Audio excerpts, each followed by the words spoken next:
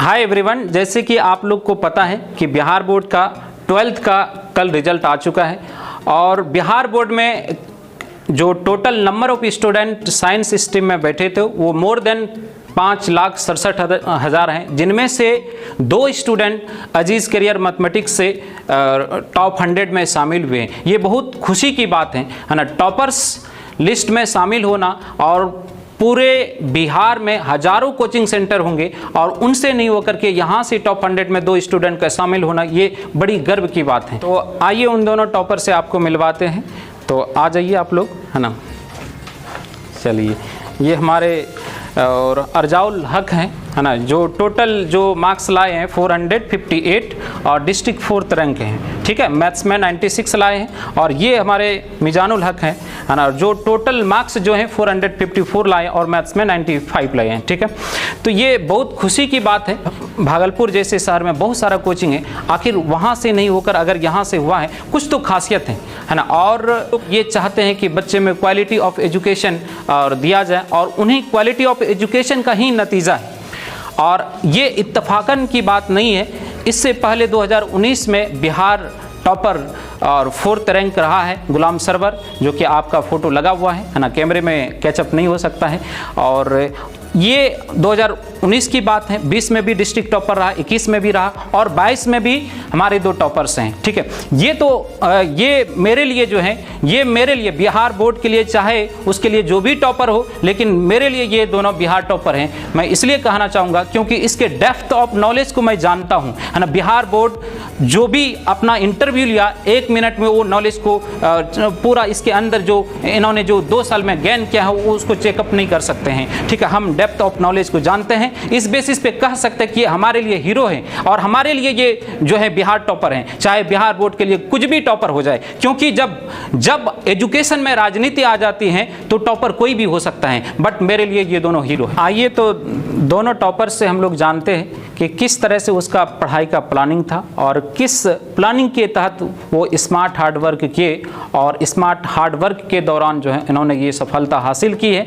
और बिहार बोर्ड ने भी इसको वेरिफिकेशन के लिए बुलाया था, दुर्भाग्यवश जो है वो टॉप 10 में इसको शामिल नहीं किया, बट ये मेरे लिए तो टॉपर्स ही हैं। तो आइए इन्हीं से जानते हैं कि क्या मतलब इसका प्लानिंग था, पढ़ाई का क्या प्लानिंग था और किस हिसाब से इन्होंने पढ़ाई की और क्या स्ट्रेटजी रहा, और जानते हैं इनसे। हेलो फ्रेंड्स, मेरा नाम मोहम्मद मिजानुल हक है। मैं साहिबगंज झारखंड से बिलोंग करता हूँ। मैंने अपना intermediate of science TNB college Bhagalpur से कंप्लीट किया और मुझे इस परीक्षा में काफ़ी अच्छे मार्क्स मिले हैं, जिसकी वजह से मुझे पटना से इंटरव्यू के लिए भी बुलाया गया था। मेरा इंटरव्यू 13 तारीख को हुआ था। उसके बाद कल रिज़ल्ट पब्लिश हुआ तो मेरा मार्क्स पता चला। दुर्भाग्यवश कि मैं टॉप 10 में नहीं आ पाया, बट मुझे इससे कोई परेशानी नहीं है। फिर भी माशाल्लाह का भी अच्छे मार्क्स है और मैं इसका पूरा क्रेडिट अपने मम्मी पापा को और मेरी फैमिली को और मेरे सभी टीचर्स को देना चाहता हूँ। तो आप बताएं कि एक तो कोचिंग ठीक है, कोचिंग की भाग दौड़ होती रहती है, बट आप सेल्फ स्टडी आप अपने तरीके से कितने घंटे आप रेगुलर बेसिस पर करते थे? मैं ट्यूशन करने के अलावा जितना देर भी टाइम बचता था तो मैं पढ़ने का ही सोचता था। सोने खाने और पीने के अलावा जितना भी समय बचता था मैं पढ़ने के लिए ही सोचता था। और मैथ तो मैं रेगुलरली 4 घंटा और सोचता था कि 4 घंटा से प्लस बनाऊं, क्योंकि मैथ ऐसा सब्जेक्ट है जिसमें प्रैक्टिस की ज़रूरत होती है। अगर प्रैक्टिस नहीं रहेगी तो फिर एग्ज़ाम में पूरा क्वेश्चन को हल करना काफ़ी मुश्किल होता है। तो लास्टली आप बताएं कि मेरा क्लासरूम का जो नोट्स है वो, या फिर क्लासरूम में जो क्लास में जो पढ़ाई जाती है, जो सवाल करवाई जाते हैं, जो थ्योरी करवाई जाती है, वो कितना ज़्यादा इफ़ेक्टिव है, कितना ज़्यादा इफ़ेक्टिव आपके लिए रहा, ये थोड़ा सा बच्चे को बताएं। ये तेज स्टूडेंट का क्या होता है कि वो तो पूरा बुक बना लेता है, क्योंकि वो जल्दी फास्ट रहता है, लिखने में फास्ट रहता है, कैलकुलेशन में फास्ट रहता है। बट कमज़ोर स्टूडेंट का क्या होता है कि वो पूरा मैथ को अच्छे से बना नहीं पाता है।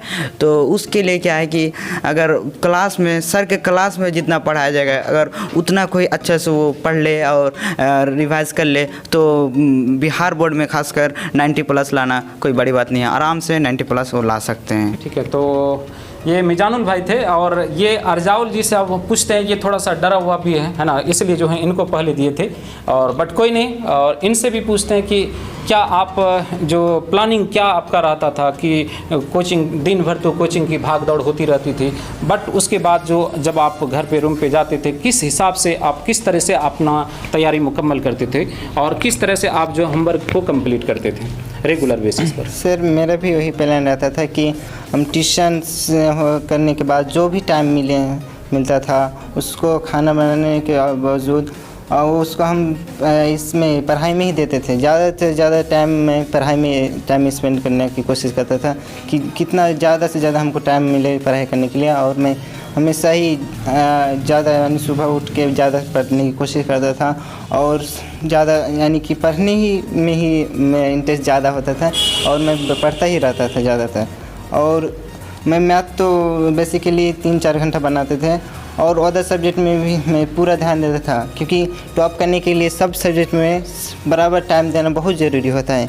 वरना एक सब्जेक्ट में अगर आप टाइम देते जाइएगा तो फिर दिक्कत हो जाएगा आपको अदर सब्जेक्ट में, इसलिए सब सब्जेक्ट में पूरा ध्यान देना बहुत ज़रूरी होता है। जी बिल्कुल, बोर्ड एग्ज़ाम के लिए सारे सब्जेक्ट में ध्यान देना बहुत ज़रूरी होता है। तो मैं ये कहना चाहूँगा कि सारे बच्चे जो हैं अभी एग्ज़ाम दे चुके हैं और जेईई मेंस का फॉर्म फिलअप का डेट भी है, बहुत सारा अभी डेट है, शायद 31 मार्च तक है। तो मैं सारे बच्चे से रिक्वेस्ट करना चाहूँगा कि चाहे आपका मार्क्स जो है ज़्यादा आया है या कम आया, उनसे मतलब नहीं है। अगर आप क्लासरूम में चीज़ों को एनालिसिस किए हैं तो आपको जो है जेईई मेंस और एडवांस का एग्ज़ाम देना चाहिए, बिल्कुल देना चाहिए। और साथ में जो बायो स्ट्रीम से हैं तो उसको जो है नीट का एग्ज़ाम बिल्कुल देना चाहिए, क्योंकि जो चाहे जेईई मेंस का सिलेबस हो या जेईई एडवांस का सिलेबस हो, और वो सिलेबस जो है 11th 12 के बिल्कुल कंपेरेबल सिलेबस है। मतलब 11th 12 का जो सिलेबस है वही जेईई मेंस और एडवांस का सिलेबस है, और सिर्फ जो है डेप्थ का डिफरेंस है। और जेईई मेंस और एडवांस में थोड़ा सा डेप्थ लेवल का सवाल रहता है और बाकी बोर्ड एग्जाम में जो है बेसिक से सवाल रहता है। अगर हम लोग क्लासरूम में एनालिसिस किए हैं तो सारे बच्चे से मैं हम्बल रिक्वेस्ट करना चाहूँगा कि आप जो है ज़रूर जो है एक बार एग्ज़ाम ज़रूर दें, हो सकता है कि आपका सिलेक्शन हो जाए। और अगर संजोग बस आपका जो है सिलेक्शन हो गया, अगर आपने पढ़ा है, हो सकता है कि आपको कॉन्फिडेंस नहीं आ रहा होगा, बट अगर आप जो है दुर्भाग्यवश या कहें या फिर जो है और भूलवश कहें कि अगर आपका सिलेक्शन हो जाए तो आपका जो लाइफ कुछ नया ही मोड़ ले लेंगे। इसलिए जो है सारे लोग जो है और जेईई मेंस और एडवांस का ज़रूर फॉर्म फिलअप करेंगे, साथ में नीट वाले बच्चे भी फॉर्म फिलअप करेंगे, ठीक है।